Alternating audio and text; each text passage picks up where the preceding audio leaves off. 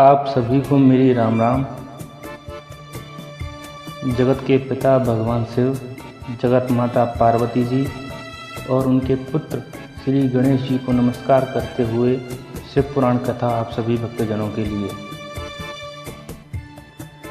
मित्रों, पिछली वीडियोज़ में हमने जाना कि किस तरह नारद जी को खुद पर काम विजय का गर्व होता है और फिर किस तरह से शिव जी की महिमा के अनुरूप भगवान विष्णु जी उनके अभिमान को तोड़ने के लिए अपनी माया को रचते हैं और नारद जी को वानर जैसा चेहरा देते हैं। इससे कुपित होकर नारद जी वहां उनका अपमान करने वाले शिव गणों को राक्षस बनने का श्राप देते हैं।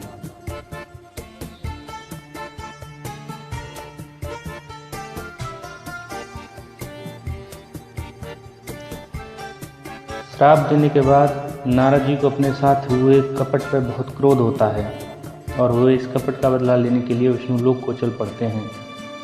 वास्तव में माया के वश में होने के कारण उनको नहीं पता होता है कि वो क्या कर रहे हैं। जब वे भगवान विष्णु जी के पास पहुंचते हैं तो क्रोध में उनसे बोलते हैं कि हे हरे, तुम बड़े दुष्ट और कपटी हो और समस्त विश्व को मोह में डाले रहते हो। दूसरों का उत्साह या उत्कर्ष तुमसे सहा नहीं जाता। तुम मायावी हो, तुम्हारा अंतःकरण मलिन है। पूर्व काल में तुम्ही ने मोहिनी रूप धारण करके कपट किया, असुरों को वारुणी मदिरा पिलाई, उन्हें अमृत नहीं पीने दिया। छल कपट में ही अनुराग रखने वाले हरे, यदि महेश्वर रुद्र दया करके विष्णु पी लेते तो तुम्हारी सारी माया उसी दिन समाप्त हो जाती। विष्णुदेव, कपटपूर्ण चाल तुम्हें अधिक प्रिय है, तुम्हारा स्वभाव अच्छा नहीं है, तो भी भगवान शंकर ने तुम्हें स्वतंत्र बना दिया है। तुम्हारी इस चाल ढाल को समझकर अब वे भी पश्चाताप करते होंगे। अपनी वाणी रूप वेद की प्रामाणिकता स्थापित करने वाले महादेव जी ने ब्राह्मण को सर्वोपरि बताया है। हरे, इस बात को जानकर आज मैं बलपूर्वक तुम्हें ऐसी सीख दूंगा जिससे तुम फिर कभी कहीं भी ऐसा कर्म नहीं कर सकोगे। अब तक तुम्हें किसी शक्तिशाली या तेजस्वी पुरुष से पाला नहीं पड़ा था, इसलिए आज तक तुम निडर बने हुए हो, परंतु विष्णु, अब तुम्हें अपनी करनी का पूरा फल मिलेगा। भगवान विष्णु से इस तरह के बुरे भले वचन कह के वो विष्णु जी को श्राप देते हैं कि हे विष्णु, तुमने स्त्री के लिए मुझको व्याकुल किया है। तुम इसी तरह सबको मोह में डालते रहते हो। यह कपटपूर्ण कार्य करते हुए तुमने जिस स्वरूप से मुझे संयुक्त किया था, उसी स्वरूप से तुम मनुष्य हो जाओ और स्त्री के वियोग का दुख भोगो। तुमने जिन वानरों के समान मेरा मुंह बनाया था, वे ही उस समय तुम्हारे सहायक हों। तुम दूसरों को स्त्री विरह का दुख देने वाले हो, अतः स्वयं भी तुम्हें स्त्री के वियोग का दुख प्राप्त हो।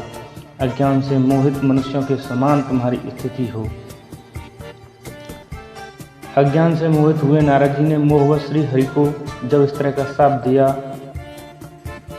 तब उन्होंने शंभु की माया की प्रशंसा करते हुए उस श्राप को स्वीकार कर लिया।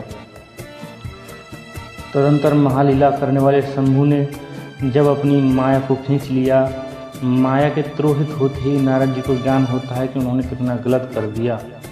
वे भगवान विष्णु जी से क्षमा मांगते हैं, उनके सामने रोते हैं, गिड़गिड़ाते हैं, कहते हैं कि हे नाथ, माया से मोहित होने के कारण मेरी बुद्धि बिगड़ गई थी, इसलिए मैंने आपके प्रति बहुत दुर्वचन कहे हैं, आपको श्राप तक दे डाला है।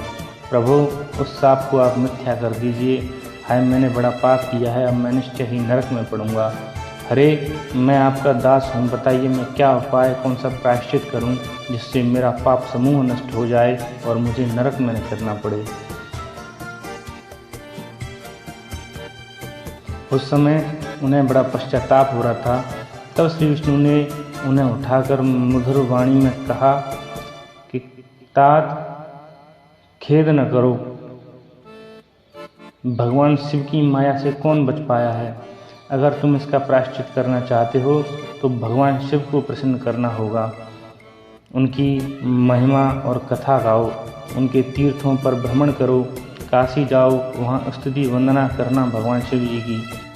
और ये सब यात्राएं करने के बाद ब्रह्मलोक में जाके अपने पिता ब्रह्मा जी से भगवान शिव के बारे में प्रश्न करना और वो तुमको सब महिमा बताएंगे।